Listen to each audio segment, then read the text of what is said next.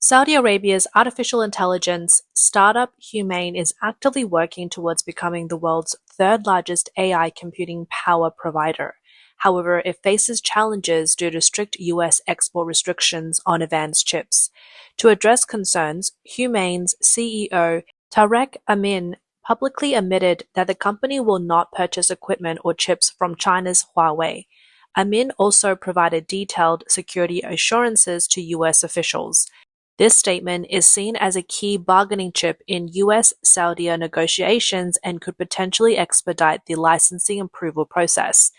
In an interview on October 28th at the Future Investment Initiative (FII) annual meeting in Riyadh, Amin stated that Humane has developed a protection plan that explicitly excludes Huawei chips and other equipment to demonstrate the transparency and security of its supply chain. He emphasized, "In our case, I will never do that, purchase Huawei products." Amin expressed that he is very satisfied with the progress of US-Saudi chip export negotiations. He mentioned that Humane's chairman, Saudi Crown Prince Mohammed bin Salman, is expected to visit the US next month. He stated, "We are not far from our goal and expect to see results in November." Recently, Humane announced several investment plans, including a $3 billion partnership with Blackstone to build a data center in Saudi Arabia. Amin noted that the project may eventually involve additional investments from BlackRock, DigitalBridge, and KKR. Humane has reached collaboration agreements with NVIDIA, AMD, and California-based chip startup Grok. Additionally, the company will become one of the first customers to use Qualcomm's new chips. Amin stated that these companies have applied for export licenses in order to sell their products to Saudi Arabia. Humane plans to deploy approximately 18,000 chips by 2026, marking the first phase with a goal of deploying 400,000 AI chips by 2030. This commitment by Amin responds to US sanctions on Huawei, which have been in place since 2019, including placing the company on the Entity List. In the context of the ongoing US-China tech decoupling, the US has imposed strict restrictions on the export of high-end GPUs, such as the NVIDIA H100, particularly concerned that these chips could end up in China through third parties. Humane's statement not only ensures compliance with technology regulations, but is also seen by the US as a gesture of loyalty from Saudi Arabia in the context of the US-China rivalry, helping to alleviate concerns about Saudi Arabia potentially becoming a gray zone for technology. So what kind of company is Humane? Humane is an artificial intelligence company established in May 2025 in Saudi Arabia. It is fully owned by the Saudi Public Investment Fund (PIF). Humane is tasked with building a 1.9 gigawatt data center by 2030, a scale equivalent to 1.5 times the total capacity of the current global leader in cloud services, AWS's availability zones. In fact, PIF has supported several AI companies, including another venture chaired by Crown Prince Mohammed, Alat, which plans to invest $100 billion in AI hardware and infrastructure by 2030. Humane's deep partnership with international tech giants showcase Saudi Arabia's comprehensive strategy in the AI industry, spanning hardware, software, infrastructure, and application ecosystems. Moreover, Saudi Crown Prince Mohammed bin Salman personally chairs the board of Humane, reflecting the company's strategic national importance. This competition among chip giants is essentially a manifestation of Saudi Arabia's Vision 2030 strategy. As the world's largest oil exporter, Saudi Arabia is investing an average of $30 billion annually to drive its economic transformation, with AI seen as a key to breaking new ground. Saudi Vision 2030, introduced by Crown Prince Mohammed bin Salman in 2016, is a national strategic framework aimed at diversifying the economy, fostering technological innovation, and implementing social reforms to transform Saudi Arabia from an oil-dependent economy into a knowledge-driven society. One important practical reason Humane rejects Huawei chips is the technological lag, isolated ecosystem, networking difficulties, and extremely low actual utilization rate of Huawei's AI chips.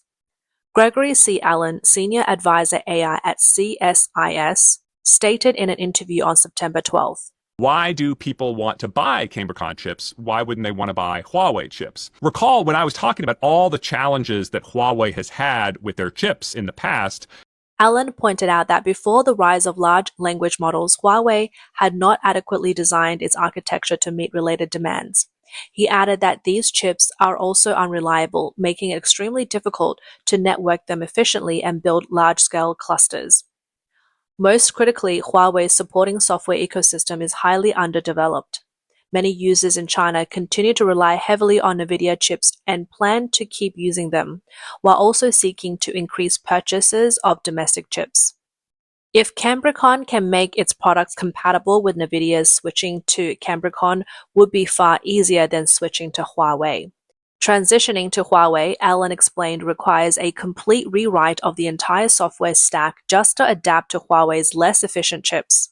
He noted that most of Huawei's customers are government agencies that are required to purchase Huawei chips. As a result, a large number of these chips have been placed in GPU clusters across China, many of which are unable to perform any meaningful tasks.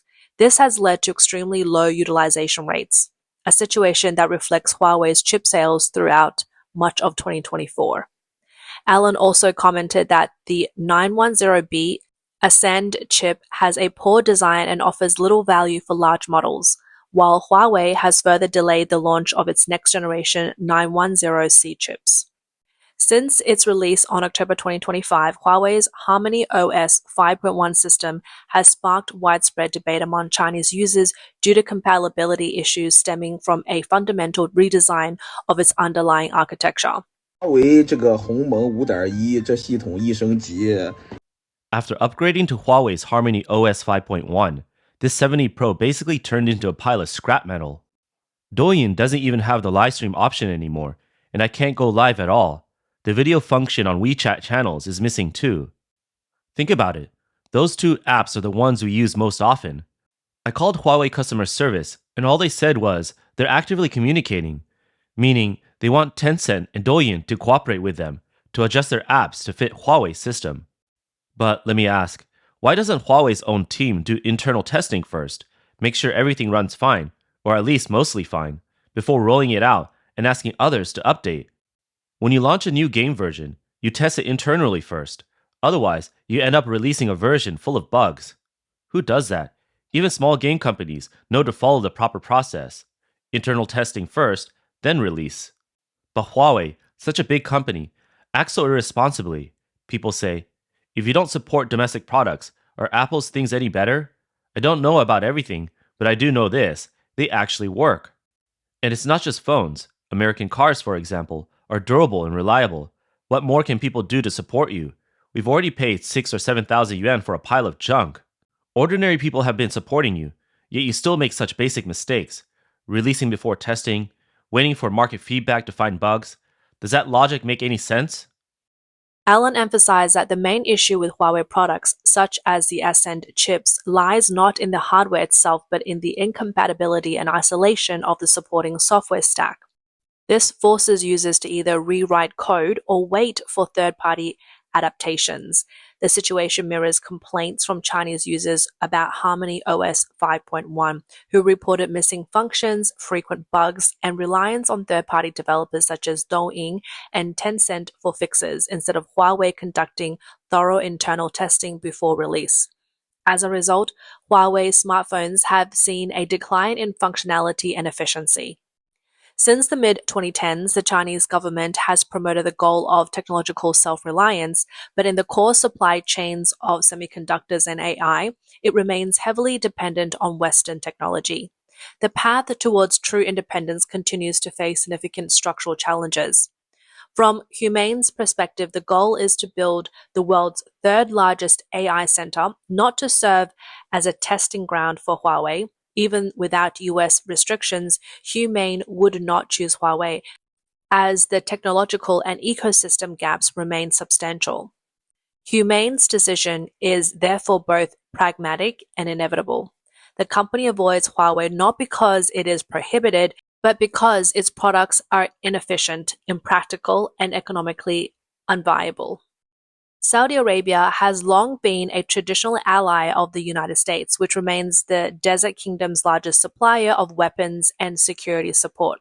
During Trump's second term, US-Saudi cooperation has grown increasingly close. On May 13, 2025, Trump chose Saudi Arabia as the destination for his first official overseas visit of his second term, a trip of significant strategic importance.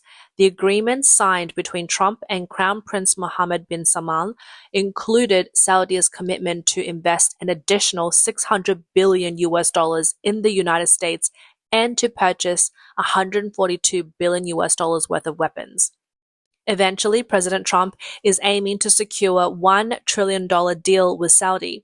He said, "We will work together, we will be together, we will succeed together, we will win together, and we will always be friends." Trump's visit brought more than just economic gains. It also sent a clear message to global allies. The United States aim to regain geopolitical leadership through economic cooperation and security commitments while supporting Saudi Arabia's Vision 2030 initiative in AI and defense transformation. At the financial level, Saudi Arabia's shift of hundreds of billions of dollars in investment towards the United States has placed significant pressure on Chinese companies in the high-tech and infrastructure sectors.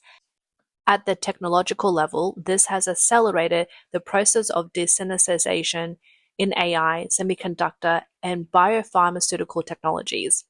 During his visit, Trump said that the US does not want any authoritarian regime to use Middle Eastern resources to undermine the order of the free world. US Secretary of State Marco Rubio said in an interview with the Financial Times during the summit that Saudi Arabia is the anchor of the Middle East.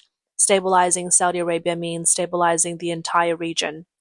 Saudi Arabia is currently at a strategic crossroads in the geopolitical competition between China and the United States. Its decision will not only determine the success of its Vision 2030 goals, but also have a far-reaching impact on global energy, finance, and technology landscapes. On October 6, David Sachs, the White House Director for AI and Cryptocurrency Policy, said in an interview with Bloomberg Television that the United States is expanding its export of technology and infrastructure to the Middle East and other regions to encourage greater use of American technology while curbing China's influence in those areas. He stated President Trump's policy is effectively excluding China from the Middle East, while the previous administration's policy drove these countries closer to China. Sachs, a venture capitalist who joined the White House after Trump took office, said that the United States must maintain its global market share in emerging technologies in order to remain competitive in the AI race. On October 28th, during the FII conference, Humane CEO Tarek Amin pledged not to use Huawei products in exchange for NVIDIA and AMD licensing approvals. This aligns with Sachs' technology export strategy. It not only reflects Humane's practical decision to reject Huawei, but also underscores the zero-sum nature of US-China competition in the Middle East. Sachs' remarks mark an escalation in Trump's AI diplomacy strategy of export and containment. Saudi Arabia has shifted from its previous balancing position in the Middle East towards closer alignment with the United States. Although Belt and Road projects such as the Jeddah port expansion continue, Huawei's 5G core network has been excluded by operators such as STC, and renminbi settlements for oil account for only 7 to 8%, far from challenging the dominance of the US dollar. In August 2023, the Wall Street Journal reported that the United States had set 3 conditions, each directly targeting Saudi Arabia's core interest. The report came shortly after a meeting between Saudi Crown Prince Mohammed bin Salman and U.S. National Security Advisor Jake Sullivan in Jeddah. The talks focused on advancing a U.S.-Saudi security agreement, but Washington presented these conditions as safeguards to prevent Riyadh from moving too closely towards Beijing. These conditions have since reappeared in subsequent US-Saudi discussions, particularly following the resumption of negotiations during Trump's second term. The first condition prohibits Saudi Arabia from purchasing oil in renminbi, a move clearly aimed at China. The dominance of the US dollar in the global economy has long been tied to its connection with oil. Most countries must first convert their currencies into US dollars to purchase oil, making the dollar the universal language of international trade. If Saudi Arabia were to sell oil in renminbi, it would not only challenge the dollar's global dominance, but also weaken the United States' economic influence. The second condition prohibits the stationing of Chinese military forces in Saudi Arabia.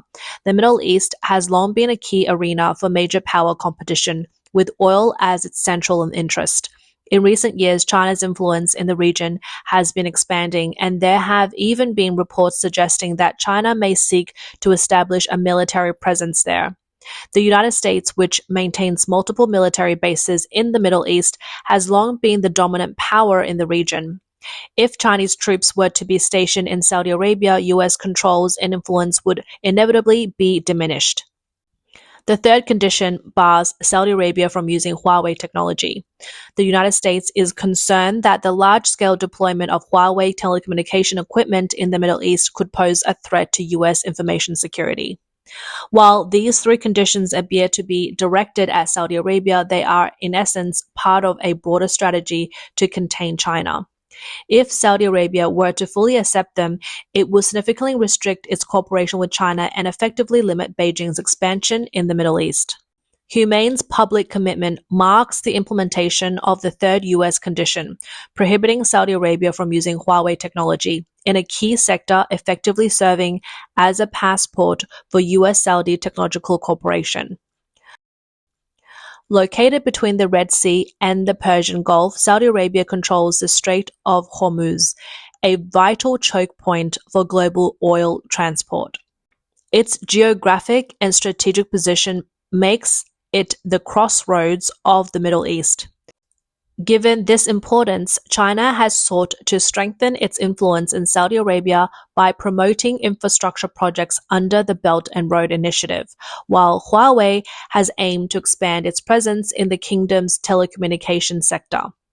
Humane's statement dealt in a symbolic step back to Huawei's ambitions in Saudi Arabia's AI infrastructure development and indirectly weakened Beijing's broader strategy of using technology to extend its reach in the Middle East.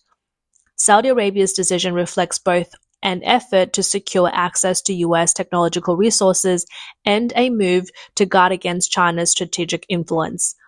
Huawei is widely regarded as having close ties with China's military and national security apparatus, making it a central instrument of Beijing's technology diplomacy in global geopolitical competition. It is worth noting that Humane's commitment is not an isolated case. Saudi Arabia has begun limiting the involvement of Chinese technology in several key infrastructure projects, particularly in telecommunications, data centers, and cloud computing. This trend towards technology desensitization, though not publicly declared, has become an implicit condition in US-Saudi negotiations. In international politics, the choice of technology suppliers is no longer purely a commercial decision, but part of national strategy. Saudi Arabia's decision to reject Huawei signifies not only a closer alignment with the United States in AI infrastructure, but also a critical strategic shift in the broader US-China technology rivalry. At the same time, China-Saudi relations are undergoing structural changes. Although cooperation in energy and infrastructure continues, Chinese technology firms such as Huawei and ZTE have been losing market share in Saudi Arabia year by year. The overall trajectory of China-Saudi relations appears to be gradually moving apart.